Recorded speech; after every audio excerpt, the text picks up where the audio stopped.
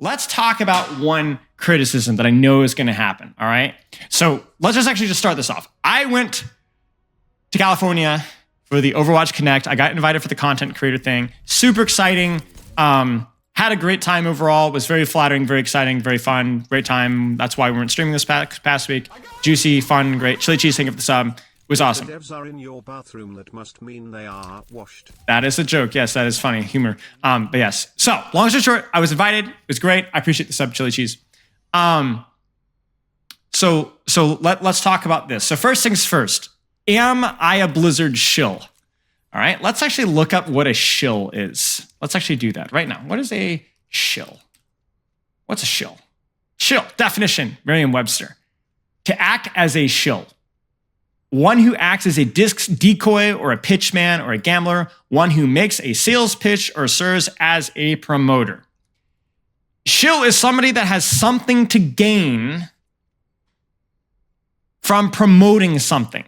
All right? It's that simple. Doesn't even necessarily mean a bad connotation, right? I could be shilling my coaching sessions because I think my coaching sessions freaking rock, but I have something to benefit from that so that there's a bit of a conflict of interest, which is why we have VOD reviews and so on. VOD reviews of my coaching, so people tell you if I'm good or not, all right? Now, let me ask you a question. If I am making content and I say something negative about Overwatch, and I am making money off of that content saying something negative about Overwatch, am I a shill? Think about it. Am I gaining something from being negative? Right, I am. And not only is that true, but we know psychologically that negativity sells when it comes to content. I freaking the worst content creator in the Overwatch scene. You guys want to know who that is? You guys want to know who I think is the worst content creator in the Overwatch scene? I'm going to say the name. You guys want to know? You ready for this one? I'm going to stop you right there because the fact that you guys wanted me to say that is exactly my point. That's my point. I didn't even have an answer off the top of my head. Matt, thank you for the sub, but that's the whole point. That's the whole point. That's the whole point. You want negativity. So people are going to be shills for negativity because it gets clicks. And I use this myself, right? Let's take a look at my own YouTube channel, right? Now, I like to think that the content of the videos are more balanced in their criticisms. And I've always made the rule that when I criticize, I always provide a solution. But let's take a look at some of these titles here, all right? Is Overwatch 2 fixable? All right?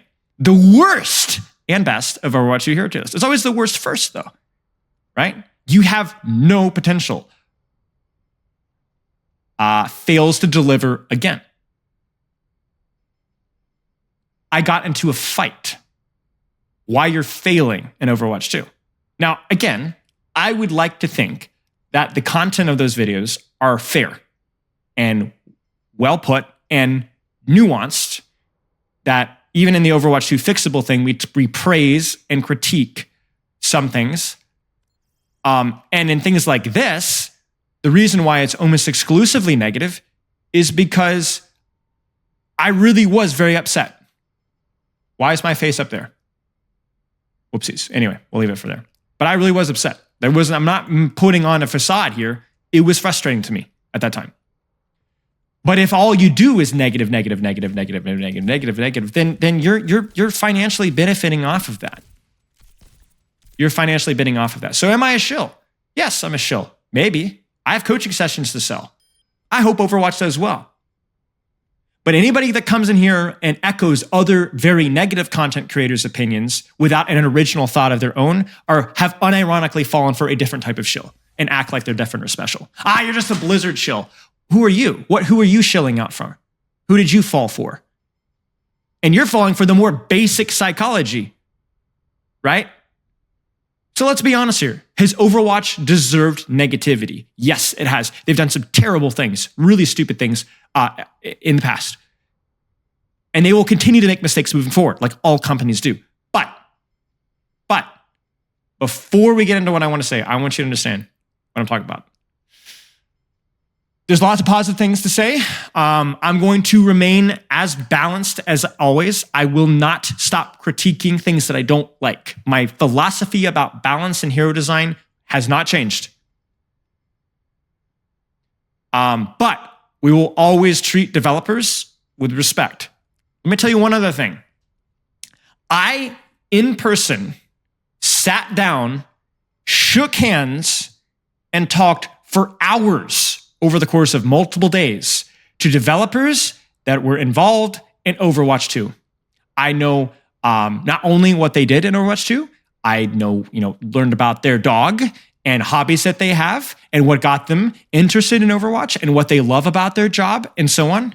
And I saw human beings that love their job and are trying to do the best that they can, and they make mistakes. And I can't see somebody like that in person and not treat that person with respect, because that's a real person. I met them, I saw them, I know who they are, right? Now, does that mean that they're immune from criticism? Of course not, right? Of course not. I'm not immune from criticism, but you can't tell me that you can't meet somebody like that and talk with them and be like, come on, I don't want to be the guy. Let me give you guys a good example. Did you guys see the whole Questron awkward intercourse today or Discord?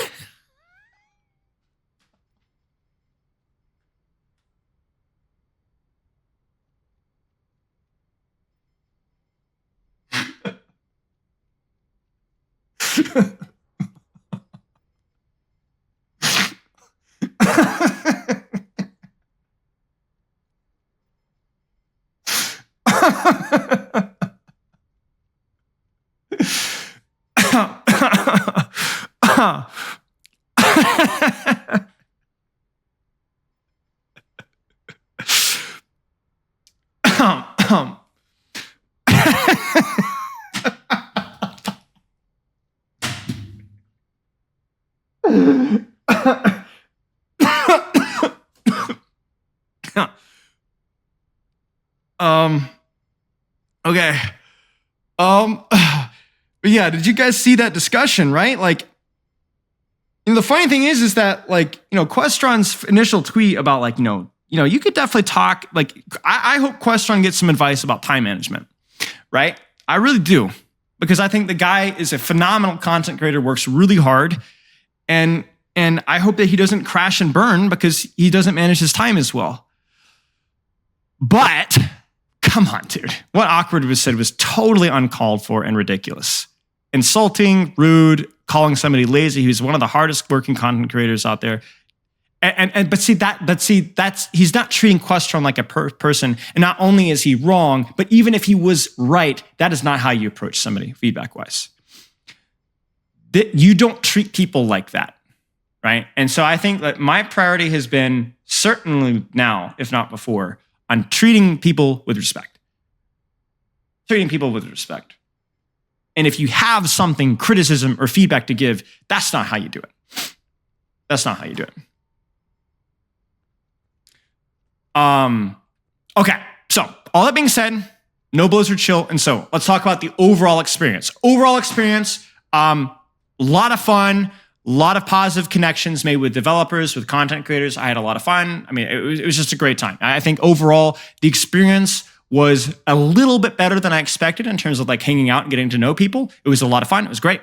And it was a lot better in terms of my interactions with developers than I expected. I expected this to be, you get to sit down, you get to ask questions, a couple questions to developers. In fact, I went so far as the first day I sat down at breakfast and I spent about 20, 30 minutes condensing my questions, which I had 7 or 8 of them, into just the most important. I had a freaking tier list of questions that I prepared because I wasn't sure how much time I'd be allowed to have. So maybe I get if I had one question to ask a developer, standing up there, and I've got the microphone or whatever, however they're going to structure it professional, I would be able to ask that question, right? And that's not how it was at all. It was so intimate and I had lunch with them, I had breakfast with them, I had dinner with them. We had multiple opportunities to ask them questions. We hung out with them. One of the developers played cards with us. We talked about IRL stuff. We talked about board games. We talked about, it was just great. It was unbelievable. I was you got to know these people. And it was really, I was not expecting it at all. And apparently that's also something that they've been working on. Like, I think that I don't even necessarily think that was something that was 100% the case in previous Connects, but in this one, it was unbelievable. Did I win the card games? We played Mafia, and I won the first few with me and Fitzy were really good at Mafia. So yeah, I won a lot of the Mafia card games. Me and Fitzy had a good poker face. We had a lot of fun. We usually led the card games, me and Fitzy did. And then we played Coup. I played Coup with J3, and it was good. But anyway, long story short, it was super intimate.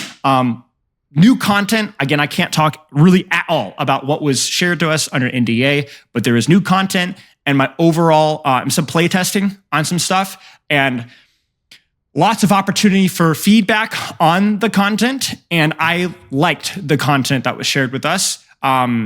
It felt very much in line with my vision for the game, with a lot of the new content. So I was very excited with that. That's all I can really say about that. Sadly, I will go more in details about some of the feedback I gave, but in terms of the new stuff that we saw, I can't really say outside the fact that it was exciting and cool. Obviously, let's not freak out. Let's wait. Let's see what happens. Let's make sure that things are executed on well. But surface level looked pretty cool. I was excited. We enjoyed it very much. Enjoy the game. So obviously, like, we hung out. Basically, what happened is every single night we'd finish up this stuff around 9 or 10 o'clock, and then we'd hang out at the hotel. And I basically just social maxed, okay, to use a bogur expression. I only slept like 5 or 6 hours. I was having a hard time. So I was just like, you know what? I'm going to burn the candle at both ends. I'm going to do the non-Spilo thing and totally almost disregard sleep and get every single hour I can, because I don't have to be smart or creative, or I just have to be here for as many hours as I can. And we had a lot of fun. We played me, Fitzy, J3, CarQ. We had CarQ one night. We had J3 one night. Crystal Rain, Avery, Imaliath. Shoot, who else was there? Warren, Bro You Whack, and Salty Fish. We just played card games, and it was great. It was a lot of fun. We had a lot of fun. We just sat in the hotel lobby and just like played till like 2 or 3 a.m. card games. So it was great. Yeah, it was great. Had a great time. Had a great time making connections. Got to know a lot of really cool people. Maybe we'll see some future collaborations. We'll have to see how it goes. But yeah, it was great. So, okay, let's talk about the new stuff. I think I basically already said it's all under NDA, but I do feel positive about all of the things that were shown to us. I don't think that there was anything shown to us that I felt anything particular negative. I think at worst neutral, but almost all positive. I feel like the future of the game, as I said, is closer to my line of vision than it has been in the past few years. Obviously, that's my bias in there, but you're here because you guys like my bias. So if you like my bias, you will probably like what's to come in the future. But as always, it depends on the implementation. Okay. Let's move on to the feedback sessions here. And this is where I could be a little bit more frank, because I can actually tell you guys what I asked. I had many opportunities to ask a lot of questions. One of the things that I challenged myself to do is to be respectful, but to be direct. I don't want to be the guy that's trashing the developers on YouTube. And I don't want to be the guy that's trashing developers on YouTube and then being like, oh, thank you so much in person. Like, if I have a problem, I'm going to be respectful, but I'm going to call them out on it. One of the really cool things, which I talked to my Patreon's chat, is Alec Dawson introduced himself to me the first night that we were there. The night actually before the events happened, we had dinner at this here, and I was sitting and I was eating with Aspen, or I was making fun of Aspen or something. I was sitting with Aspen, we were talking with Aspen, and Alec Dawson comes over and says, Spilo, right? I'm like, yeah. He's like, I'm Alec, I watch your videos all the time, whatever. And I was like,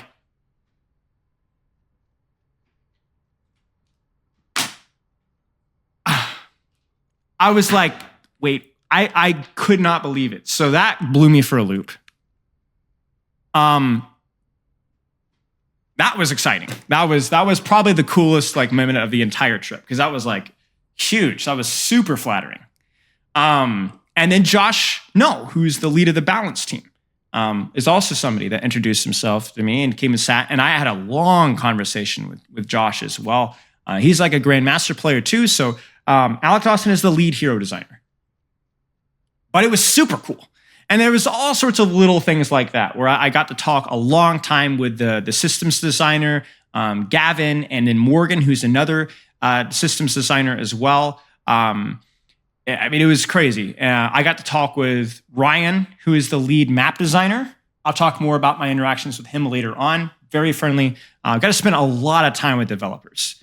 But it was sick. It was super, super cool. So yeah, that was super cool. So anyway, a lot of opportunities to ask questions. I told you guys I was very, very direct. So much so that actually in my initial, the actual day where we actually sat down, had set questions, the structured feedback day, I asked a lot of questions, and I was so direct. I was very, try to be respectful, but I was very direct. I was not, insulting, but I was also not soft. I was like, this is a problem. Like, what do you guys think about this? I don't agree with this, and so on. And I kind of apologized at the end to Alex. I was like, hey, I don't want to come across I hope I didn't come across like a negative Nancy. I just want to get everything off my chest. So everything that you've heard me say on a YouTube video, I said it to them in person. Respectfully, but I said it to them in person. I'm going to be the guy, be straight, direct, and be consistent. That's the key thing. And I was able to take notes, which I'm going to be sharing with you guys here. I chatted with Gavin about the matchmaker. You guys can actually check out the interview I had with Gavin on stream in Blizzard on Spilo 2. It was the last stream I did. I just posted on Spilo 2 yesterday. It's timestamped in the Spilo 2 VOD. I'll have that linked in the description of this YouTube video later, but you can go check that out right now. And there's a lot of discussion about grouping, stacking, and so on. I chatted with Ryan, who's the map designer. Does more of the strategic stuff, not as much the art. And we had a lot of stuff. I won't be able to tell you guys everything that he said, but basically there are future map reworks to come. Some of the stuff that they did with Gibraltar and Junkertown, they are not done yet at all. There's much more to come. And then obviously some new maps that we'll have to wait and see on. I will tell you that, and I can also tell you that there's a lot of cool stuff to come as well from that. Again, very nice guy, super cool, nothing like that. Spoke with hero designers and the balance team very intimately. It was actually surprising because there was a specific, like I said, hero feedback session for about an hour and a half, and it was me, Custa, and Dante. I think it was just the three of us for like the first half of that hour and a half, and then a couple other people showed up. Yeatle showed up a little bit. But I was surprised at how few people were there. So I was like, okay, I'm going to keep asking questions. So it was just me, Custa, and Dante, just bam, bam, bam, bam, bam. Yeatle showed up in a little bit. I think SK showed up a little bit later as well. So it was great. I got to ask everything. But yeah, here's what I talked about. All right. Low skill versus high skill. One of the first questions, I think the first question that I asked, and the one I actually talked about with Josh 2 days prior to that, is low skill versus high skill characters. You guys seen my is Overwatch 2 fixable thing? The whole thing of why does Moira exist? Do we want characters to have healthy skill curves? And what I said is I feel that there needs to be either low skill characters that are low rating characters. In other words, you have Moiras, you have the Roadhog, Orissas, whatever, that are never meta and Grandmaster Plus. They're playable in all ranks because we want some accessible characters, but they stay in those low ranks. Or you have characters that all have healthy skill curves so that if you're playing Moira, it's not like current Moira. It's a Moira that requires a lot more skill. Now, in terms of mechanical skill, maybe not, but at least some sort of skill expression. So I said you either have noob characters or you have characters, every character has a skill curve, because as it is right now, it's extremely difficult it's frustrating for you to play Reinhardt and have to play better than the Orisa. And you're like, bro, this is Masters. What is going on? They said, okay, let me basically paraphrase what was said. They said they're aware of this issue. Definitely constantly reevaluating problematic characters so that they're constantly aware of the heroes like Moira. And they're reevaluating those characters, what changes they can do. But they also said meta variety is important. They don't want only these set heroes to be the only ones that you can play. General goal seems to definitely encourage higher skill characters in higher ranks while still having some sort of meta variety without necessarily having like an Orisa lifeweaver meta. So basically it's like, yes, we're aware of the issue. They're going to continue to try and work at it. The Far rework is a good example of that. It's going to be a work in progress while still having meta variety. So, good, but we'll have to wait and see. We'll talk about tanks in a second. There's actually a lot of discussion on tanks. because I asked specifically about tanks. All right. Now, piggybacking off of that, I asked about the niche versus dynamics. Now, for those of you that have been, in Spilo stuff for a while, you know how this is my thing. I find that niche heroes are immensely problematic because they're super, super good at their niche. They're super strong in their niche, and they struggle outside of that niche, which means that there's a lot of circumstances where heroes will lack counterplay, be overwhelmingly powerful in certain situations, but overwhelming bad in others. I don't feel it works well in Overwatch 2. And I like the dynamics of having characters that have unique kits, but aren't forced to play, like a Widowmaker, for example, not a good character. Orisa, not a good character. Did you have a disagreement about specific hero being high skill, low skill? Not that I'm aware of. No. We were pretty much on the same page. But they did say they are cautious of niche heroes, especially creating new heroes. They said very cautious about creating new niche heroes. Agrees with me on that point. They want to create new heroes to be strong, fun initially to get good numbers, but they are very cautious of creating niche characters. And I'm actually going to piggyback off of this one, and we'll talk more about that one later. We're going to talk more about that later, because basically what I'm doing is I'm segmenting this, but obviously the conversation flowed relatively naturally. So, we bleed into other topics later. So that's not the last that we're going to talk about niche characters. We did talk about specific characters. I'll fill you in just a moment. Let's keep going though. I talked to them about the tank experience. I said, we have a real problem with the tank experience, especially in low ranks and mid ranks, because we have the psychology of ease of application, where it is easy to hack, discord, nade, sleep, DPS passive, whatever, a tank. And so what that means is that a lot of people the removal of one tank. I use the 66 argument because it's a good one. Removal of one tank means there is more attention on one person, and the CDs and cancer is not split up. And so how do you guys plan on dealing with this? Because I said there's two options with this one as well. You either give more counterplay to the tanks, parry mechanics, things like that, or you reduce the efficacy of those debuffs on the tanks, because damage matters to squishies. If you have something with a damage component, like the nade, right? That 60 damage matters to a squishy, it does not matter to a tank, but the debuff itself matters more to a tank. And I suggested specific, like what you guys did with the sleep dart and so on. They said specifically with sleep dart, the reason why they did it is because it was a skill shot, and they're aware, basically this is what I got. They're aware that it's an issue. They did not seem to be as initially sold on my idea of the global tank debuff, and there wasn't really any new information with counterplay. Not totally against, and they were also not totally against having anti-tank tanks as well. The idea of having a tank buster did not seem to be as negative of a thing to them as it was to me. And they did also think that the tank rock, paper, scissors is partially overrated, which I would agree with. But the thing that I pushed back on, because this was the answer I pushed back on, and I said, yes, it's partially overrated, but people are still going to do it, and it's going to feel bad. Even if it's balanced, it's going to feel bad for the tank player. I think the example I used was the Orisa versus Ryan, where you can get value as a Reinhardt versus Orisa. Orisa does not counter Ryan, but she counters the fun of Ryan. Club sync for the sub. So I'm not as pleased with the result of that discussion. I will be frank with you guys. I gave pushback on their pushback, and we had some disagreements with some stuff. I would not say I walked away from that negatively. I would just say that I walked away with a lack of surprise at some of the issues that tanks have been having. It's not that they don't care about tanks. It's just that I would imagine that there's going to be some continual tweaks and things, but I was not as optimistic walking away from that topic as I was with other ones. That being said, maybe there's more food. Maybe there's more food for thought there. I will say one thing. There was actually not a ton of feedback from the content creators here. I felt at some points almost self-conscious with the amount of feedback that I was giving during the NDA sections and during the discussion with the developers, because there were actually not a lot of content creators giving respectful and quality feedback. Some of the content creators did. The ones that you're probably thinking of probably did great. Some of them did not.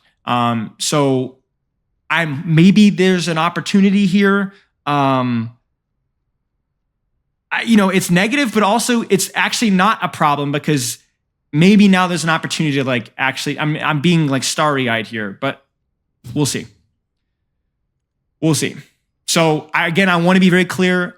There, I stated my piece. Everything that I said in the reviews, I said directly to their face. And even when they gave me their response, I pushed back on that tank response. So tank players out there, I've got your back. I'm pushing back on the psychology there. And I'm hoping that maybe that's something that's reevaluated as we move forward. Yeah. So, and so on. Next thing, speaking of Spilo, Spilo there's something with the Minecraft thing with Spilo, which I don't know the whole deal with that, but it is what it is. I talked the Spilo point of long, powerful cooldowns without dynamics are very problematic in Overwatch 2. We like having slightly shorter cooldowns where there's still windows of vulnerability. That's a term I used. Windows of vulnerability, because that's a term that they use a lot, right? And yet dynamics. I think anti-nade and sleep dart are two great examples of cooldowns that can be difficult, but from a big picture perspective, they do leave the Ana vulnerable. Lifeweaver Pollock is a great example. Lamp, Suzu. I said this. I said, you guys had a really ugly patch that people were unhappy about, where we had a support OP problem. And what you guys did was you nerfed BAP Lamp cooldown, you nerfed Suzu cooldown, and you nerfed nade cooldown, and you made everybody unhappy. Because those cooldowns were still problematic. And all you did is you reduced the amount of playmaking a support can make to a 14-second cooldown. I said, have you guys considered reducing the efficacy of those cooldowns? I said, reducing nade duration. I think I looked at Dante, and I said, making Suzu doesn't give intangibility or whatever. And Dante was laughing because Doom main, right? And just reducing the cooldowns by just a few seconds to where there's still windows of vulnerability, right? It's not a 3-second cooldown like Kiriko TP. But you can actually make plays, and also the ability is not as oppressive. That's something that Spilo preaches a lot. That's something that I preach a lot. I think it's good game design. And they were sensitive to that issue. And by sensitive to that issue, I mean that they agreed. I don't know like the ETA. I don't know the hard solution. I don't know how much of a priority that is, but it was very much, yes, we agree.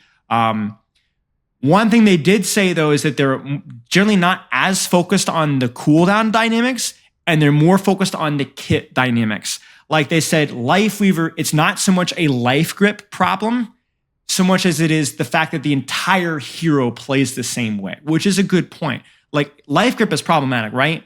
But also Petal does the same thing, and Lifeweaver's positioning does the same thing, and his heal does the same thing. It's the hero does the same thing and only does the same thing. So is that a life grip problem, or is that his kit as a whole? And the answer is yes.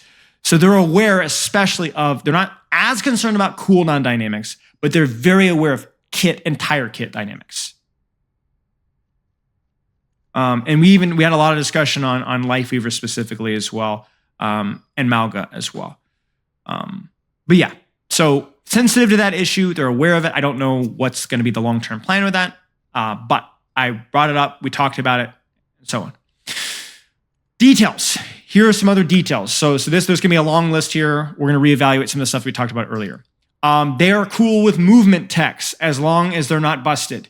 Life grip, canceling life grip with a pen, doomfist techs, all the weird stuff. They're totally fine, as long as it doesn't overwhelmingly break the game. One tech that they said that was brought up that they're not going to be bringing back is the ledge dash, because they said it was way too inconsistent to get. And so that it was something that felt good when you could get it, but most of the time it wasn't a skill. It was a lot of RNG about whether it would actually work or not. Yes, this will be going up on YouTube. So those type of techs that are like super niche and are really good, or like you can't pull them off because the map geometry doesn't let you, that's not good for the game. So they're not gonna introduce those type of techs. But if you can do a consistent tech that you can choose to do and you consciously do it, and it doesn't like wildly break the character, they will not only leave those techs, but they will encourage those techs. They are going to be keeping an eye on the DPS passive moving forward. I can tell you guys that much. So tank mains, definitely sad, but globally, which is not exactly the solution that we want, but globally, the DPS passive is something they're keeping an eye on moving forward. In addition to that, I know a lot of people have been complaining about the visuals of the DPS passive. I'm not one of those people. I get it. but I'm not one of those people. But there is continued discussion about, is there a visual that we can introduce that will not be intrusive? So yes, is Ana going to be looked at? That's not something that we talked about. Obviously, we talked about the global power of Sleep Dart and Nade and long cooldowns versus short cooldowns, but not specifically. We didn't have a long discussion about Ana in particular. They will be aiming for the occasional strange new hero to mix things up. So keep that in mind. There will be heroes moving forward, not necessarily anything under NDA, not even necessarily anything I tested, but the philosophy of this team is that occasionally throwing in something fun or weird, occasionally is a priority just to keep things fresh and fun. Another spectrum that they use for tanks. Listen carefully. They use a specifically tanky versus damage spectrum. So in other words, when you're designing new tanks that are really tanky generally don't have a lot of damage, and vice versa. I don't like that personally. That was something that they communicated to me, so I made sure to make note of it. There is logic behind it. I don't like that. I think it lacks that third dimension. I think mobility would be something that you would need in there. And honestly, I wish that they would remove the tankiness aspect and rework it to more like the mobility range kind of dynamic. I think that's a much easier thing, but it is what they use. So I'm going to tell you that's exactly what they use. I think that leaves us with tanks like Mauga and Orisa that are problematic because they are very tanky and the type of damage that they provide is actually really broken.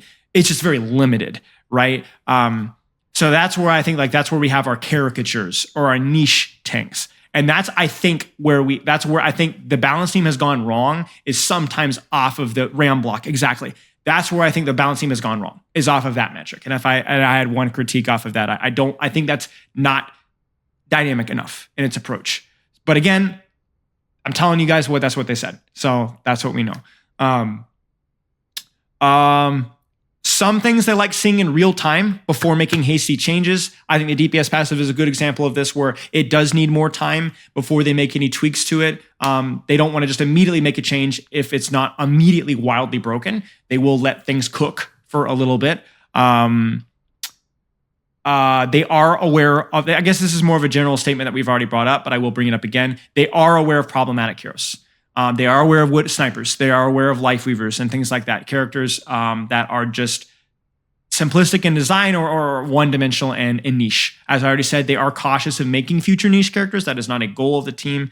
But yes, they talk about additive modifiers. No, we didn't talk about Hanzo as much. Now, off of that point, let me give you guys one point here. This is not, I did not ask this with the devs. I did not discuss this with the devs. This is not NDA. This is total conjecture. I was riding back to the hotel with CarQ. And we were talking about, how feedback needs to be respectful and stuff like that. And I was saying that, how I was asking them, what's the deal with Mauga? What's the deal with lifeweaver and so on, and so on. And I kind of had this moment where I was like, how did Mauga, how did this hero design work? Because CarQ doesn't like Mauga either. He thinks he's clunky. He thinks the whole tank focusing is stupid. I mean, obviously, right?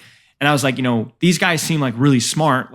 What happened? How did this get pushed up, right? How did this go to live? And CarQ said that he thinks there's a chance. He doesn't know this. There's no insider information here. But he thinks that there's a chance that some of these hero designs, like lifeweaver and Mauga, some of them they may be the current team. I don't know. But there is conjecture that some of this may be Jeff Goodman. The last of the old guard, for lack of a better term. And we know a hero like Mauga has been around behind scenes for a long time. Maybe? Again, I don't have any insider information here, guys. This is just total conjecture, but it's food for thought. That a lot of some of these problematic designs may be not something that the current team needs credit for. I might be totally wrong. Maybe it is. Maybe Alec Dawson, I'm not 100% on the same page with Alec Dawson and some of the hero designs. I don't know, but it is something that is worth thinking, and CarQ definitely seemed to potentially think so. Okay, let's keep going.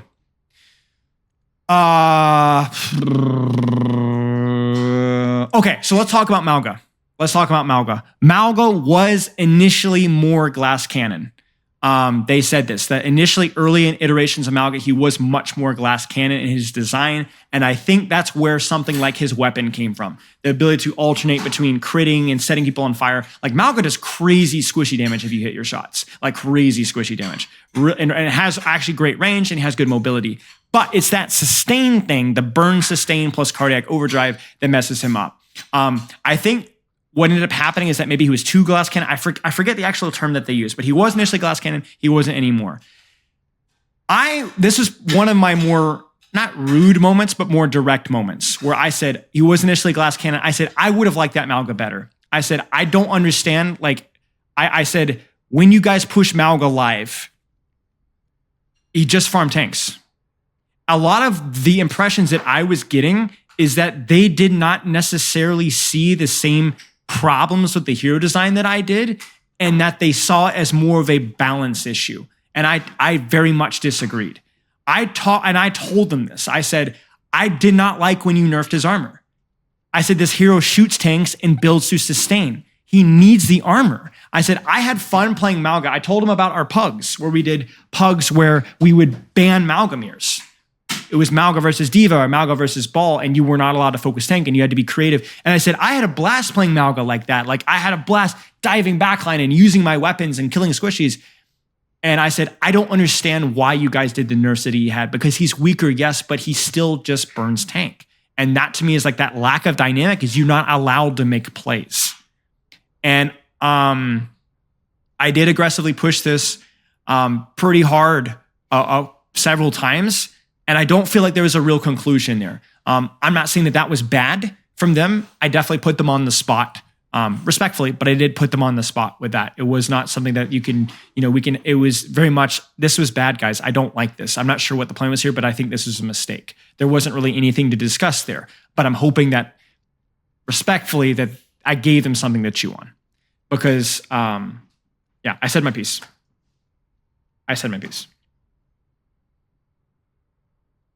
And again, respectfully. Like, I mean, I know not, but unironically, like respectfully, very important. There was no real response to that. It's like we're here. I don't remember the exact terms, but it was respectful. But it was like, hey, I think this is a mistake. Because you have a character like mauga, maybe his run isn't that fluid, maybe the weapon thing isn't all that fluid, but there is potential there. I mean, it just, you can't just nerf a character. That was my main point. It's like you can't just nerf a character. You have to find what about that character needs adjustments. I think we talked about that again with the cooldowns adjustments. Like cooldown adjustment isn't going to be good enough for some characters. You have to find out what is systemically wrong with the character. They're also sensitive to hitbox size being a balanced solution. I know that's been a contentious one as well. Do the developers consider hitbox sizes? I think the answer is yes. DVD, remind me in a bit. I'm trying to remember if there's anything else here. Overall, very encouraging. I think that I've said my piece. I was able to get all my questions and points out that I felt needed to be discussed. But I do feel like there's some points of pressure that we need to keep hammering on. And either I need to shift my expectations for this game, or they need to shift their vision if we're going to be on the same vision. And I don't think we'll ever be on the same vision. That's just the nature of game design. It's hubristic and naive of me to think so. But I think there's room to be optimistic here about vision, and we'll have to wait and see. Any experimental mode talk? I can't really talk about that. They don't care about tanks, basically. Yeah, I mean, no, that's such a silly way of looking at things. That's a silly way. They of course they care about tanks. Of course they care about tanks. It's going to be a process. Like, you guys have to understand that the tank role is so psychological in terms of indirect versus direct value, and it's also something that the tank role deals with what Overwatch is currently struggling with the most. Does that make sense? Right? So if there's anything tricky about the game, whether it's cooldown length or power of debuffs or power of DPS passive or power of support cooldowns, It's just the nature of the role that they're going to have to deal with that more. And I do think that they're trying to work at the root issues. I just don't know if they're going to be looking at tank specifically as much, so much as the environment surrounding the tank. I'm not sure future. I push that really hard. I don't know what the end goal of that will be. Any Blacklist heroes talk? Yes. Yes. Talked a little bit about that earlier, but I would say I am mildly optimistic about that.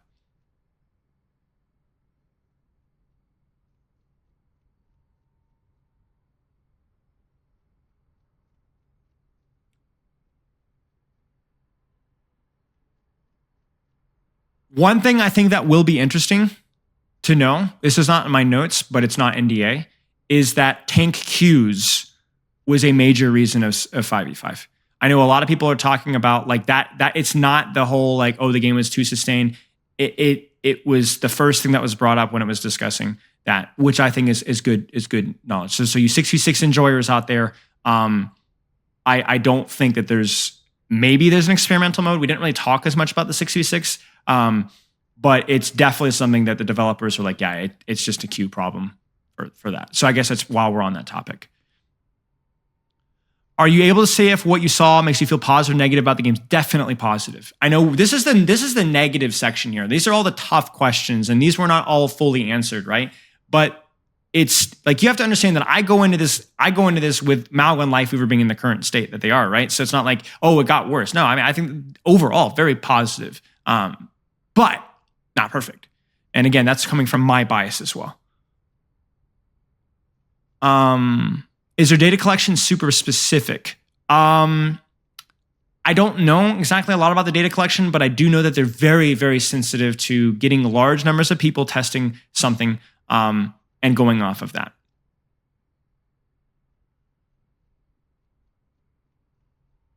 I do know that they also consider win rate. A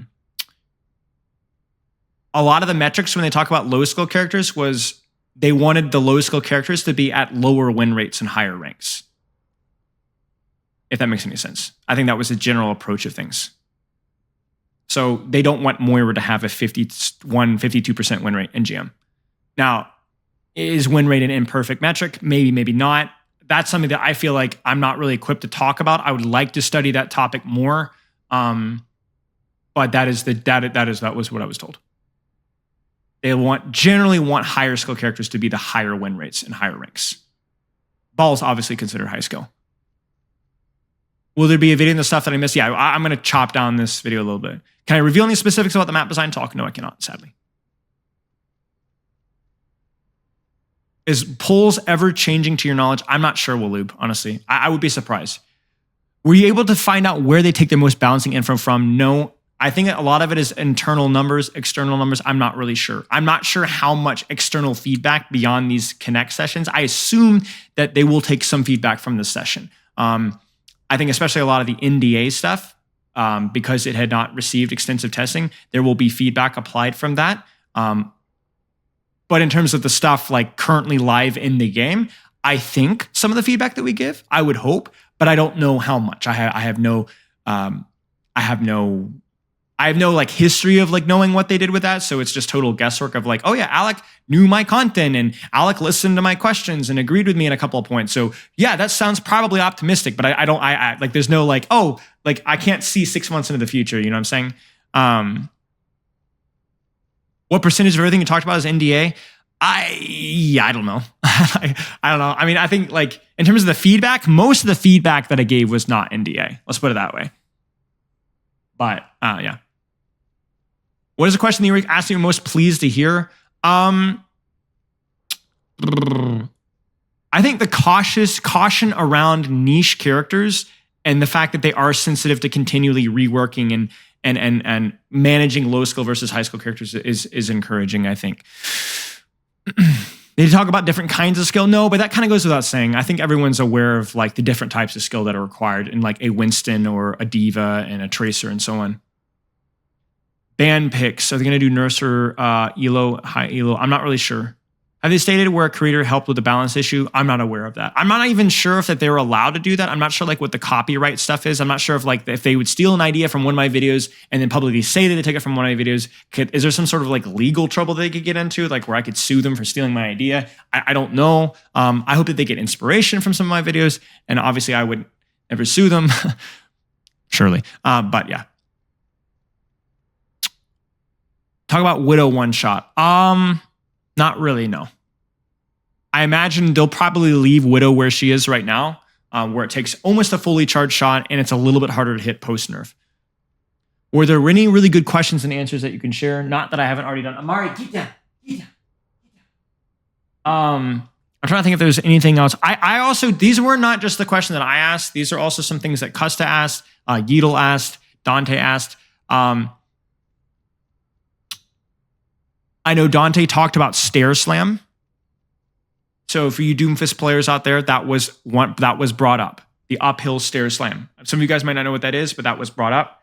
I know SK spoke about mercy res and complained, about, and obviously that's something that they've been hitting their head up against the wall over and over again. But they listened and they're gonna, I assume, gonna keep trying with that. But that's a tough one.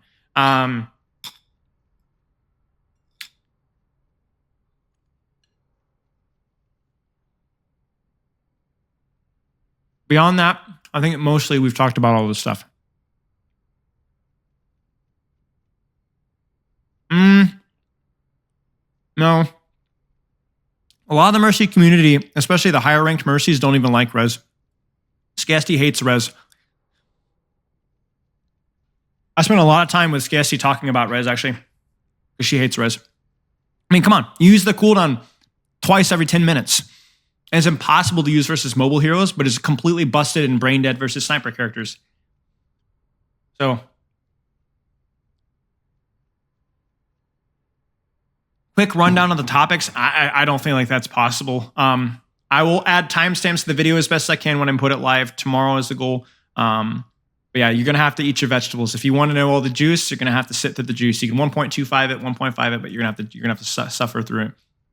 Okay, I can take some questions here. There might be some stuff that might be inspired by your questions. If I can answer it, I will answer it. If I can't, I can't. I'm going to lean on the side of not answering if for anything I'm not sure on, just to be respectful. So if I don't answer something, it doesn't necessarily mean that, oh, that's what's happening. Ha ha ha. It just might mean that it's treading a line to where it's like grayish area, and I'm not 100% certain. So I'd rather be safe than sorry. Is a team looking into reworking any old heroes? Yes, I think that was something that we talked about in the low skill versus high skill characters, and I think that it's definitely on the plate for them moving forward, because that was a question that I specifically asked. I don't know exactly what characters are on the plate, but I know that they're aware of it. Cheers, Shepard. I appreciate it, mate. Sleep well, mate. Tell them buff Echo. Absolutely. Triple the damage. Are they happy where Sombra is? I think relatively. We did talk about translocator bugs. So if you guys have any issues with like translocating in a wall, which I've complained a lot about, I think Ruben Sargasm brought that up. So that is an issue that they're aware of. It's probably more map geometry problematic than anything else, but we did talk about that. Did we talk about Kiriko? We talked about cleanse. Yeah, we talked about Kiriko a little bit, for sure. Great juice. Quacky, was there any talk about supports getting that PvE team view on the side, like in the missions? I don't think so. I wasn't there for all the feedback sessions. I wasn't there specifically for the matchmaker feedback session. I had talked with Gavin a lot prior to that. But again, is a team like how support is now? I wasn't really brought up a lot of the periphery around it. Do you have any hope for the future of Ball? I don't know. I mean, I'll have to wait and see what the developers decide like moving forward. But I think they've publicly said that they have some ideas for Ball. So we'll have to just wait and see. I think Ball right now is also like in the environment of where we're being played is like actually pretty decent. So we'll see. They let you go into colosseo yourself and smash out those glass windows. Sadly not. That would be fun. Is there any talk about a public API so you can build tools to track stats? I don't think so. Mention the PvE stuff, no. Did the devs specify which characters they consider low skill versus high skill? Not really. I think it kind of went without saying. A lot of Bastion, stuff like that, Moira, stuff like that. The stuff that you would think, you know? It wasn't like, we didn't really tread the controversial lines of like Hanzo. Is Hanzo a brain dead hero? Or is Hanzo a high skill character? Like that was, we went for the kind of the low hanging fruit here. So we didn't have to get like lost in the sauce. Cause the big thing is like, I didn't want to die on any hills of like, this character is low skill and needs to be nerfed. Cause to me, it's like, it's not that important. I think like that's up for interpretation. And I'd rather like the philosophy is more of what matters. Cause the philosophy and the general approach is what's going to, over the course of time, going to matter a lot more. And so I was more interested in giving more generic advice and generic feedback rather than like general feedback in general. And like I said, Alec and really all the developers, their designers there were super friendly, super open. It felt like, even when and where we didn't always 100% agree, because I have my own biases, very, very respectful. And I hope that I was able to be as respectful as they were to me. Thank you, Ncast. I appreciate the sub, mate. We didn't talk as much about Magnade. Yes, it did, Jonathan. The 20% healing reduction and Discord. We talked about the stacking of cooldowns and the efficacy of just throwing debuffs onto tank. And even, again, one of the points that I brought up was not necessarily just that it's OP to do that, but that it feels OP to do that, right? Because you hit a lot of shots and you get really, really easy value. And I think that the psychology of that is a very tricky balance. But it was definitely something that I pushed pretty hard. I'm not sure what the plan is for new hero reworks, honestly. We did not talk about Roadhog. I kind of wish I talked more about Roadhog.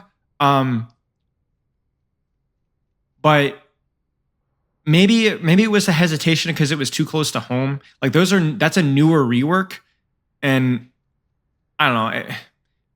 Maybe I should have said something about that because I am disappointed. And the Roadhog rework, maybe I was too cowardly about it because it is kind of disappointing what they did with the Roadhog rework. It's definitely one of those things where it's like, what happened there, and I didn't ask. I should have asked. I could have thought of a respectful way to say it, and I should have. So, did I talk about the replay viewer? No, not really. I talk about the Overwatch League replay viewer. Yeah, definitely not. I don't even think. Yeah, I'm not sure what the deal is with that behind the scenes, honestly. For last seasons of Overwatch League specifically. Did I ask him about weapon specs? I don't think so. No.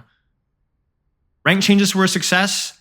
I think I talked about this with Gavin on stream. I think that they overall think that it went relatively well, and I know for me, I've loved the changes personally. So, Junkrat, didn't talk about Junkrat as much.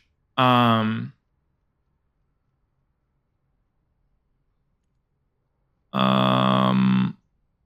information on characters, not sure. Nothing about Ryan specifically.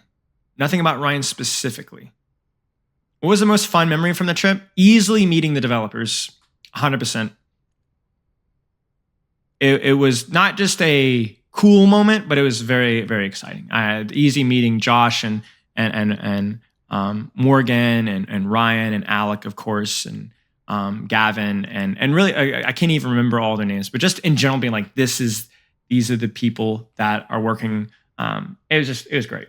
Even the ones I didn't even know, like there's a couple of them that I didn't know before the trip, and it was just like, it was just super cool. Besides that, obviously the NDA stuff was pretty cool. But I just freaking had a great time playing cards with everybody, like all the content creators, just chilling at the night playing cards. That was a lot of fun. That was a lot of fun. Sometimes like the less is more when it comes to structure. We just had a great time just chilling. Any mention of tank card counters? Yes, I talked a lot about bastions, stuff like that, discords, stuff like that. Are they open to nerfing low skill characters like Moira? Potentially. I think the idea, as I said, was in general they want low skill characters to have lower win rates and higher ranks. They are sensitive to future reworks, and it tweaks to those characters to make them higher in skill. I mean, clearly Moira has been something that they've been working at for a long time, and I think Pharah rework, for example, is, I wouldn't say Pharah is necessarily a low skill hero, but it can have a pretty low, skill floor on her initial value, and obviously that has felt a lot better, at least to me, playing versus Pharah. So, new rank system. Check the interview on Spilo 2 posted yesterday with Gavin. A lot of information there.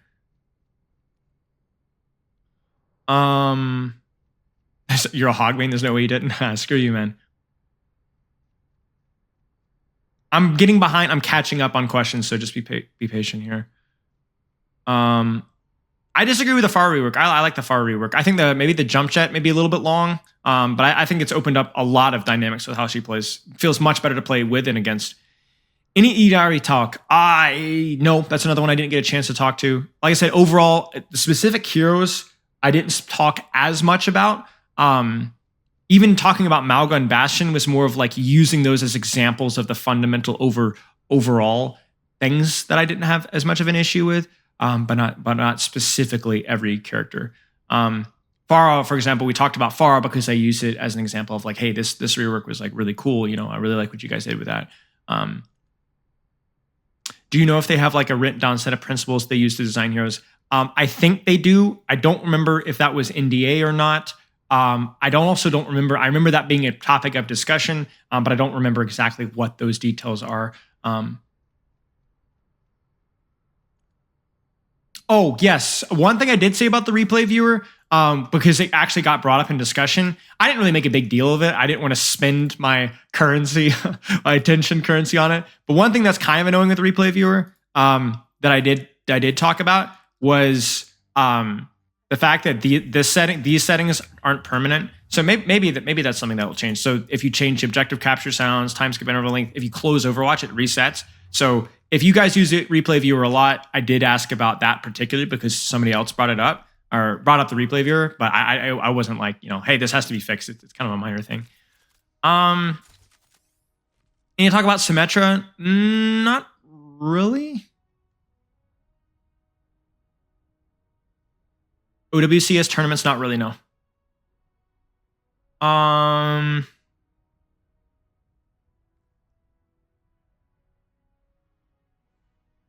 How was meeting Bogur? Great. Bogur was awesome. I think I had such a blast with Bogur. Bogur is exactly in person how he is over the internet. We had a great time. Had a lot of fun working out, hanging out on stream, off stream. We had a lot of fun. Spent a lot of time hanging out with Bogur. I'd say Bogur and Yeetle, probably the people I spent the most time with, maybe SVB and Fitzy as well. I spent a decent amount of time with SK and SKSD as well. Earlier in the hero design process, I don't know. I can't. I don't know. Froky. I don't know.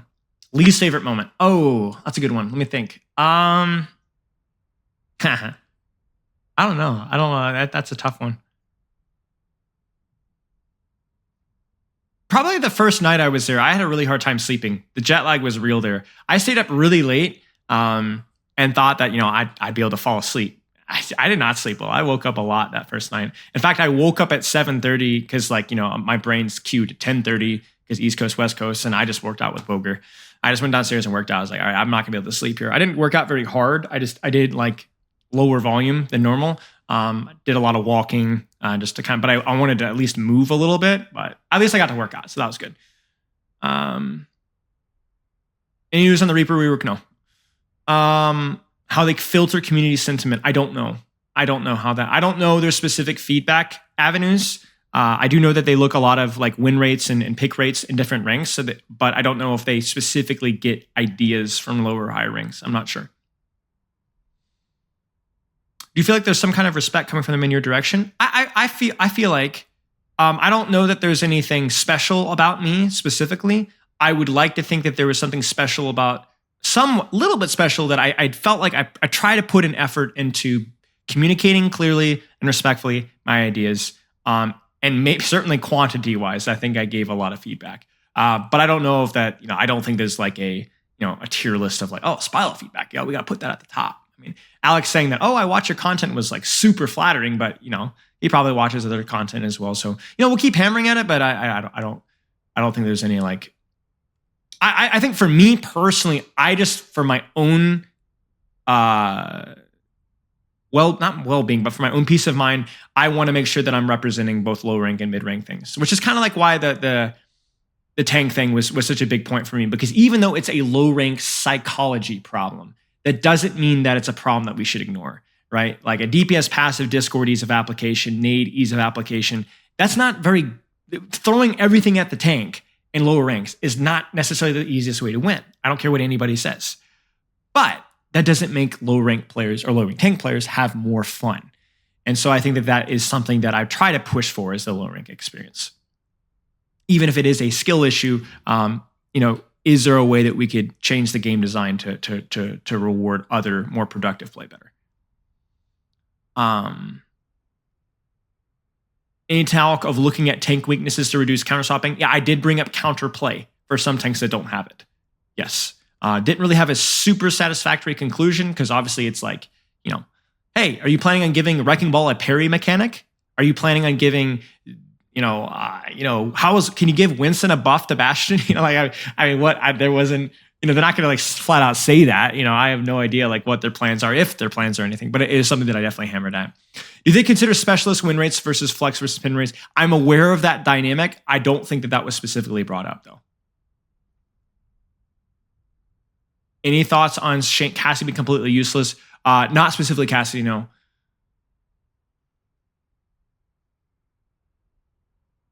I think Cassie's a little underrated personally. I think Cassie's still very situational, but I find him a lot more lethal in bursts. I think he benefited pretty significantly from the changes.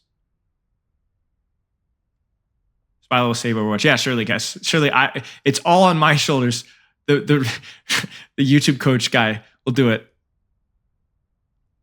Any news on the lore? No. Any talk about map changes? None that I can share.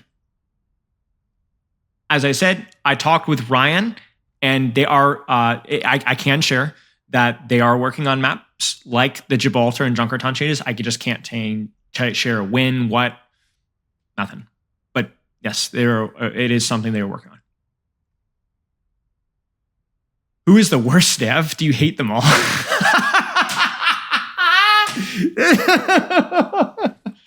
Yeah.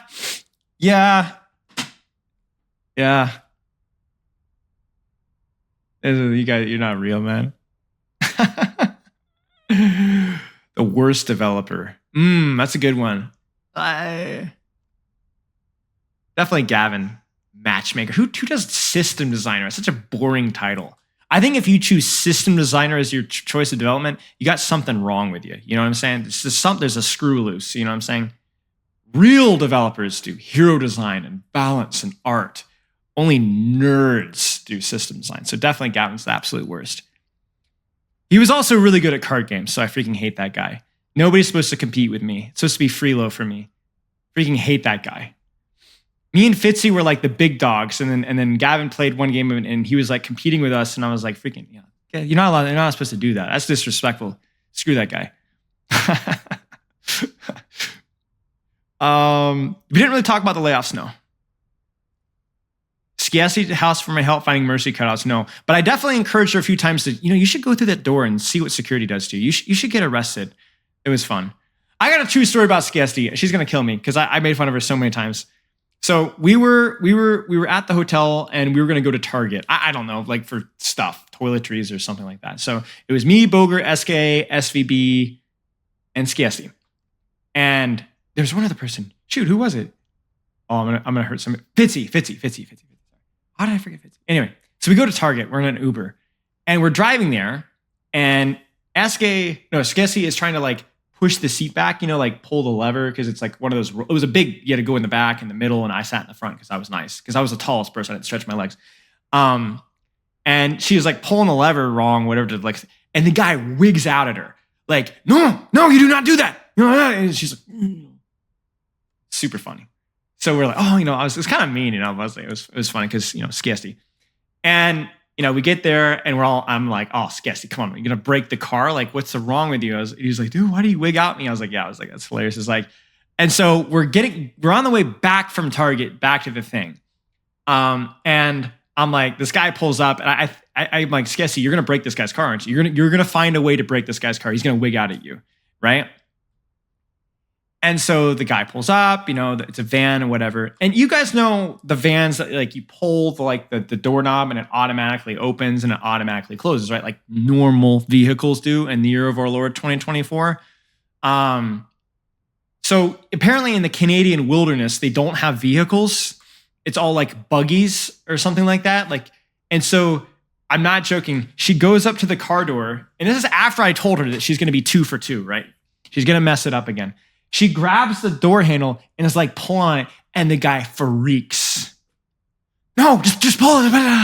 And then, dude, and she's like, no. And I was like, dude, I was freaking dying. I was like, dude, I'm not going to let you live that down the entire trip. So it was funny. The Skessy is great. I freaking love Skessy. We had a lot. Very, very nice. Very smart. Yeah, super, super funny. Nothing on accessibility options, nothing about community-driven tournaments. All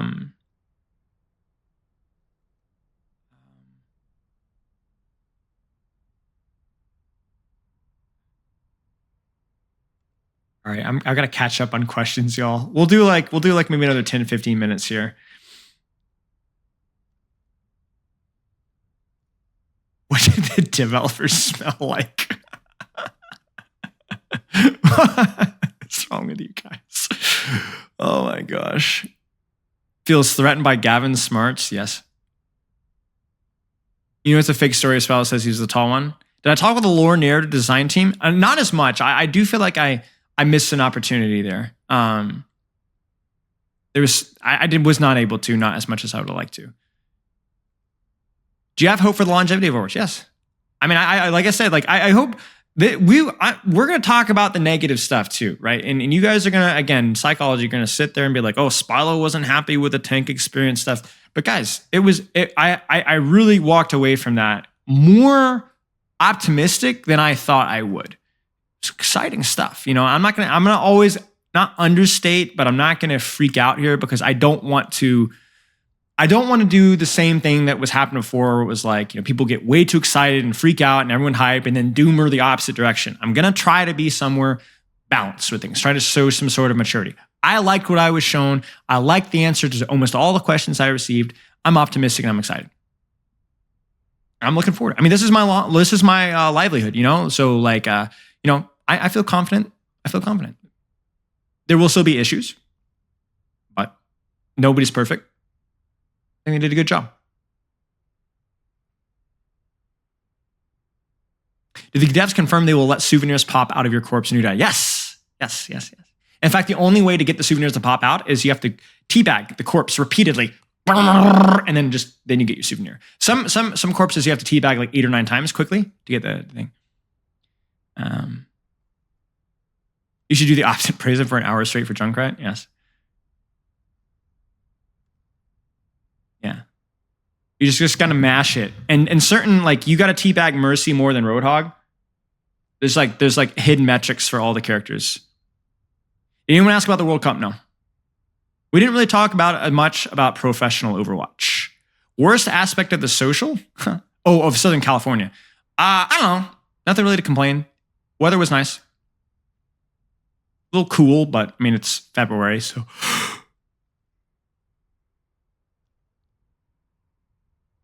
It was nice. Did I get an In-N-Out burger? No, I did not. Too much of a health nut. Although overall the food provided was relatively flexible. I ate a lot of fruit. I had a lot of rice. I had some meat. It was flexible. I'm over the top inflexible, and still there were options for most of the meals for me. And so then sometimes I just go back to the hotel and just pig out. But yeah, it was fine. I also don't have a problem with going a while without eating if I need to. Is there another free coaching session on Thursday? Yes.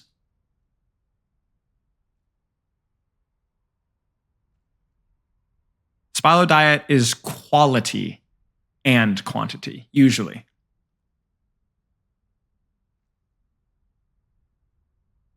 Do I know other creators' allergies to counter them? No, but I should have done that. I should have done that. I should have just been throwing like peanuts and like soy and gluten at random content creators just to see if they like start, and what is it, anaphylactic?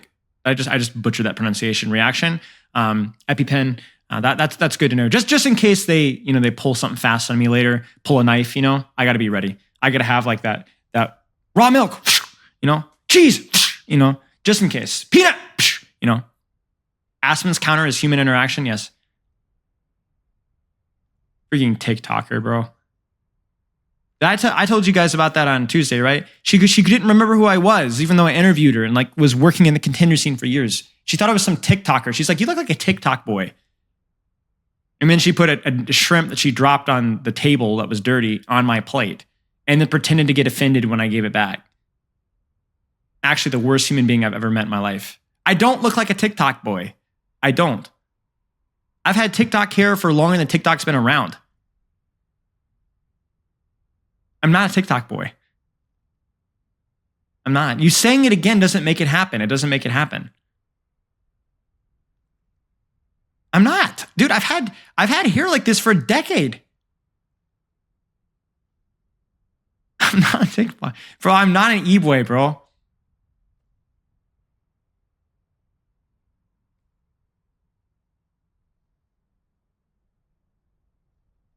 Bruh.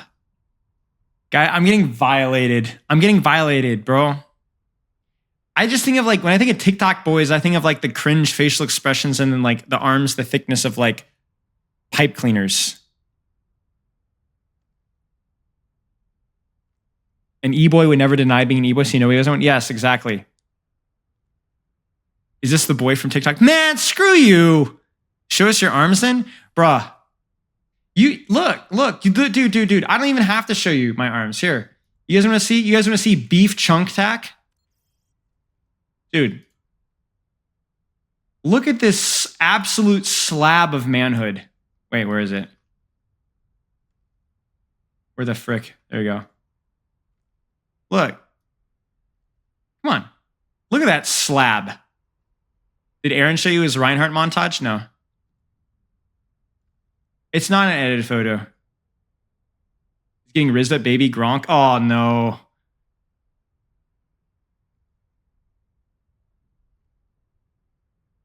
Oh, Geggery was there too. Geggery was there, which is super cool. For these guys that followed the Overwatch League in times past. Is that bro you whack in the front? Yeah. Yeah. Yeah, that was Geggery. You still have the beanie? Yeah, actually, I think you guys could. Right there. There's the beanie. Right there. Actually, I could show you guys something else too. I got a freaking shirt, which was cool. Put it on. Bruh. Dude, I'm going to look like a TikTok boy now.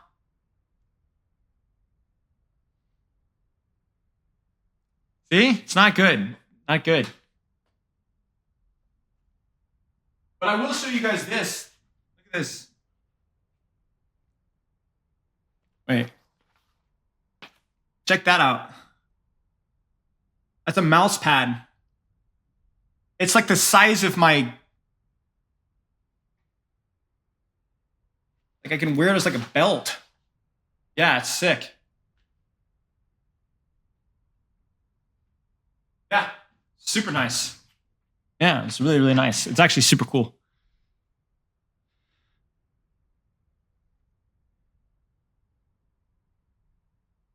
Wait, why does my Nightbot command say 4'9"? I don't remember putting that there.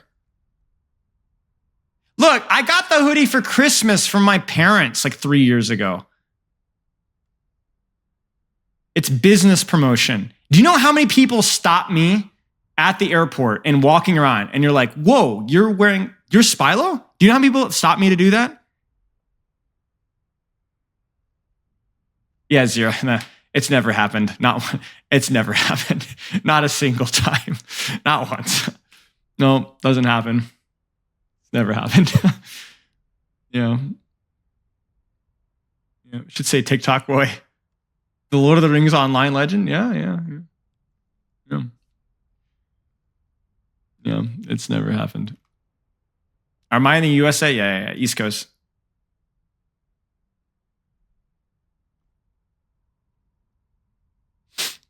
Am I Spilo from TikTok?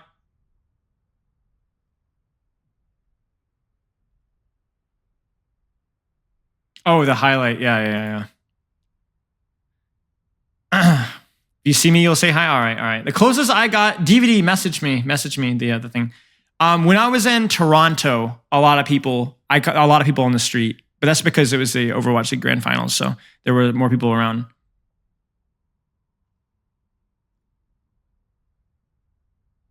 Yeah, I'd be fine with being greeted. I don't care. I'm not at a point in time now where I'm like greet fatigue. You know what I'm saying? I'm not that guy.